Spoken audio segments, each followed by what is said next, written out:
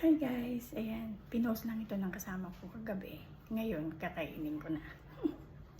Tinanong ko, sabi ko sa kanya kung ano ito.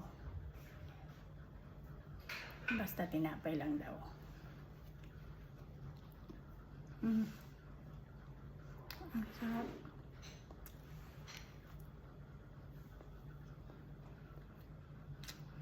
Nutella bread, pangalanan ko.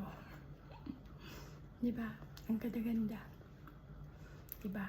Libre na yung tinapay ko. Te, orange, grapes, gatas, gusto mo? Masarap kasi yung gatas sa Nutella bread. Kaya binibigyan akong gatas. Gatas.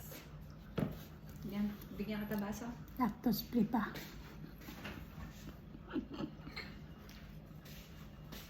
O, diba?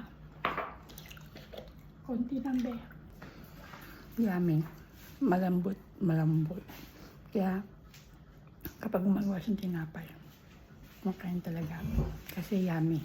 Hindi ako nag-uuto, pero yummy.